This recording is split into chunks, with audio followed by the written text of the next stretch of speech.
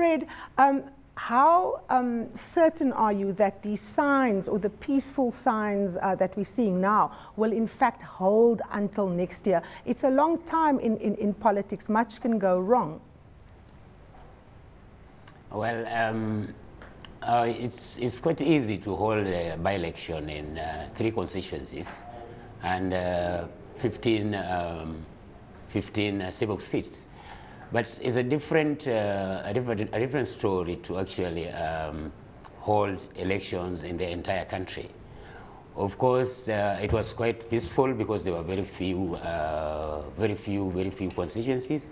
But still, there are a lot of things that needs to be done in terms of national cohesion, in terms of civic education, and in terms of we do away with ethnic voting patterns. Now, of course, one of the issues that's hanging over this process is the fact that there could be action from the International Criminal Court involving some of the candidates, and this has been identified as a potential risk and could trigger violence. The fact that this, the ICC hangs over there, it has been identified by some analysts as a kind of mechanism that will stave off violence because Kenya's rulers will be afraid of Western action. Is that how you read it, Fred?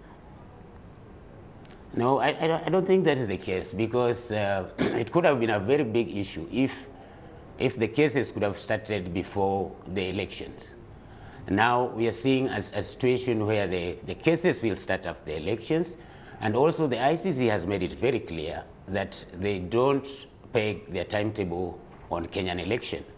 So violence, in as far as ICC cases are concerned, is quite remote.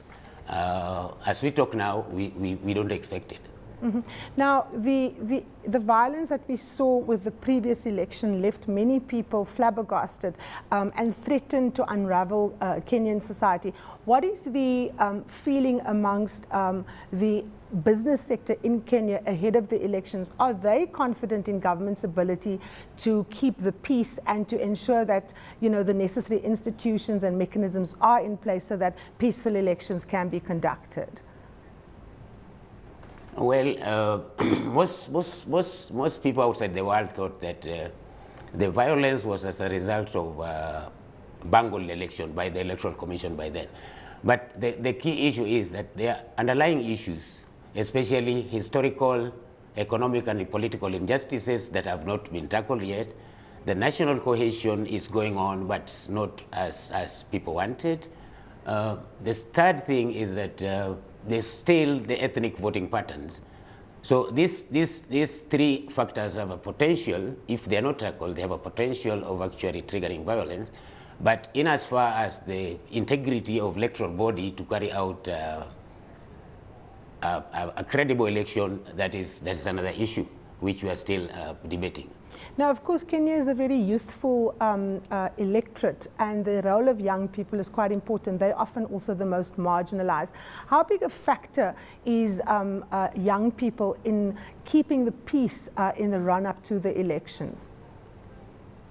Well, previously, the young people, mostly unemployed, have been used as youth wingers. They are given small tokens, and they're used as bodyguards and cause trouble to opponents. The Kenyan society and their various bodies that have been trying to fight violence in election has been very, very keen, and they have been campaigning, there have been civic education, and the youth have been told that they should not be used for to cause mayhem simply because of a small token. What they have seen is that after the elections, they are normally abandoned. They go back to their same self, unemployment, and the same struggle continues. And this message is actually sinking slowly. We have seen the youth themselves organize themselves as a group and say, no more violence. We are not going to be used again. Well, that's it for Beyond Markets. We say thank you to the political analyst, Fred Olouch.